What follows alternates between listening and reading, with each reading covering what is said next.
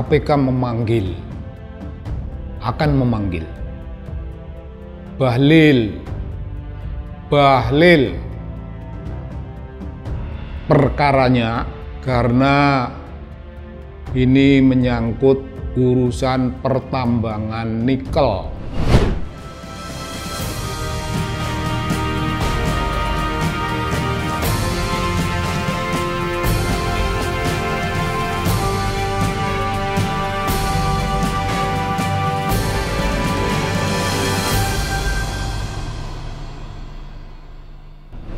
Salam Bung, salam di rubrik baru di kanal Anak Bangsa. Nah, saya di situ sekarang, rutin.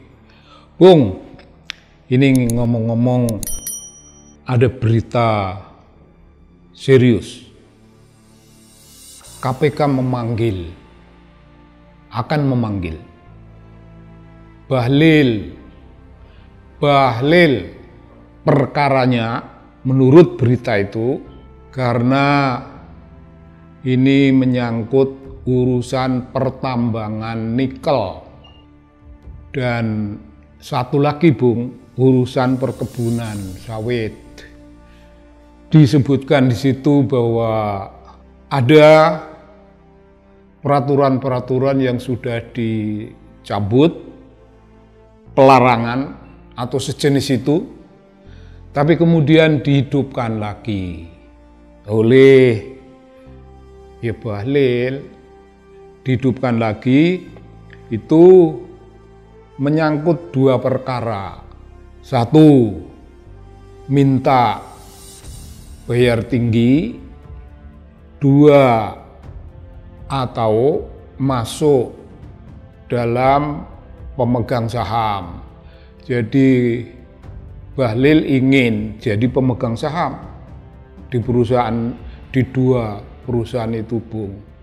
Dua perusahaan pertambangan dan perkebunan sawit. Pertambangan nikel di Sulawesi Utara. Begitu berita Bung. Saya kira banyak sekali orang menanti supaya yaitu jangan hanya berita, supaya itu menjadi tindakan nyata KPK. Dan begini Pak Alexander, saya kira saya boleh mengadres Pak Alexander Marwata. Mohon jangan ditimbang-timbang bahwa di belakang dia ada Presiden Jokowi. Oh, dia orang yang sangat dekat Presiden. Bahlil akhir-akhir ini memperlihatkan Bung pada kita sikap berlebihan membela-bela istana, membela-bela kedudukan Presiden Jokowi. Jadi tempo hari itu beberapa kalangan dan saya sendiri menyebutnya ya menjilat. Wataknya itu menjilat. Kalau tidak bermaksud menjilat, seorang menteri tidak akan ngomong, tidak akan melecehkan apa yang dilakukan oleh kalangan akademika di kampus. Kalangan akademis di kampus turun tangan dan Bahlil menganggap itu barang mainan, barang yang bisa digerakkan oleh orang lain. Itu katanya karena dia dulu ketua BEM. Ya begitu Bung, itu sudah diadres orang. Banyak kalangan sudah mengadres itu. Ya kalau sekarang Bahlil dipanggil KPK, bakal diperiksa, itu tidak jauh Bung. Tidak jauh urusannya dengan sikapnya terhadap dunia akademik itu tidak jauh, tidak memberi warna yang terlalu berbeda dibanding dengan sikapnya dalam urusan dengan KPK kali ini, urusan dengan pertambangan dan urusan dengan perkebunan kelapa sawit. Tidak berbeda, kenapa? Karena seperti yang disampaikan ketika melecehkan suara kaum akademisi yang protes pada pemerintah, Ini dia melakukan tindakan itu dengan suatu kesan yang kuat bahwa dia bagian dari orang yang kuat, bahwa dia ada di belakang presiden, dia mendukung presiden, dia memagari presiden, begitu kesannya. Sekarang ini urusannya serupa, dia melakukan itu, oke, surat izin yang sudah dicabut, dia bisa kasih hidup kembali, dihidupkan, tapi mohon duit yang jelas, dalam jumlah yang besar. Atau duit bisa diatur dengan cara lain, pemegang saham. Ini dilakukan, Bung, tidak kurang, tidak lebih, kira-kira. Karena dia merasa tidak akan ada kekuatan yang bakal menggugat-gugat, tidak akan ada kekuatan yang bakal menariknya ke tingkat pemeriksaan di KPK. Ya kalau KPK memeriksa itu pemeriksaan sekedar membuktikan lebih dulu apakah cukup ada data penyimpangan hukum, apakah ada cukup tanda-tanda pelanggaran. Nah, kalau cukup dilakukanlah tindakan lebih lanjut, dan ya saya mengharapkan hal itu akan terjadi, penyimpangan itu akan dibuktikan, ada pelanggaran, dan biar saja Bung, biar saja dia merasakan. Dalam situasi sekarang ini, ketika rakyat ya prihatin lah, ya rakyat prihatin melihat tingkah laku politik yang berhubungan dengan pemilu yang demikian memperlihatkan begitu banyak penyimpangan. Begitu banyak, Bung, kecurangan. Dan suara akademi, suara rakyat lah, suara kaum akademisi itu suara rakyat, itu suara hati nuraninya bangsa. Bangsa kita punya hati nurani dan bersuara lewat kekuatan-kekuatan macam itu, antara lain selebihnya lewat kaum seniman, selebihnya lewat kaum aktivis, selebihnya lewat dunia jurnalisme, selebihnya melalui kekuatan-kekuatan orang-orang yang memiliki kekuatan dalam bidang sosial media, mereka yang bergulat di sosial media. Banyak, Bung, representasi dari suara moralitas bangsa, banyak representasinya, banyak, dan itu tidak bisa diabaikan.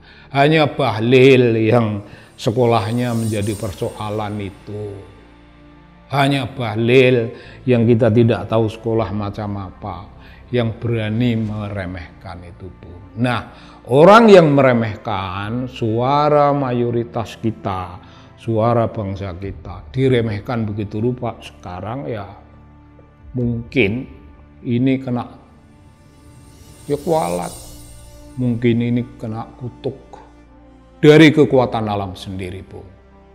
Kena kutuk dari kekuatan alam. Ya rasakan saja. Kita menanti agar ya janganlah di kalangan orang-orang yang membackup kekuatan presiden menjadi menteri lah atau menjadi pejabat lain, enggak usah terlalu berlebihan. Dan kalau membela presiden juga membela pada proporsi yang cukup rasional. Jangan berlebihan menunjukkan Anda bagian dari orang yang kuat, bagian kekuatan yang sedang berkuasa. Oh, nggak bisa, Bung. Saya kira patut diulang kembali. Kalau nanti Jokowi itu roboh, kalau Jokowi itu lalu tidak lagi menjadi penguasa, Bung, akan jadi apa Anda? Yang menjilat-jilat itu, yang membela berlebihan macam Bahlil itu. Ya begitu, Bung. Dan tempo hari itu, Bung, sebelum coblosan itu ada 2 menteri yang betul-betul kelihatan diperiksa oleh BPK. Wah, 2 menteri, Bung. Itu menteri dari Golkar, Erlangga. Satu lagi menteri dari PAN, Zulhas.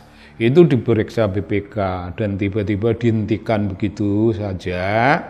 Dihentikan oleh proses terjadinya pemilu, coblosan, dan kesibukan-kesibukan itu dihentikan. Kira-kira ya karena mereka itu suaranya Presiden Jokowi, karena mereka itu bagian dari kekuatannya Presiden Jokowi, maka mereka dihentikan. Selama mereka masih mau membackup Jokowi, selama mereka masih membackup urusan keluarga, oh mereka kayaknya dibikin aman, kayaknya dibikin persoalannya masih mengambang. Tapi Bung, bersamaan dengan Bahlil bakal dipanggil KPK ini, kira-kira ya kita begitu, kita nantikanlah. Jangan Bahlil sendiri yang dipanggil, kalau ada ya 2 orang itu juga dipanggil, diselesaikan urusannya.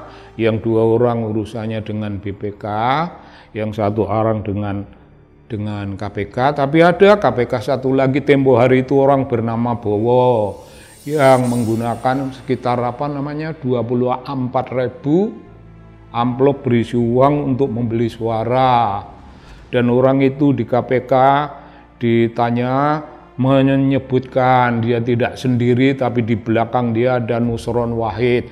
Bung, jadi kira-kira segitu banyak yang berurusan dengan KPK itu, sudah ada 2 orang, dan bagaimana urusannya dengan Nusron, itu urusan KPK. Saya kira begitu, Bung. Saya kira begitu. Pokok persoalan penting, mendesak yang hari ini menjadi tema perbincangan kita, menjadi urusan kita.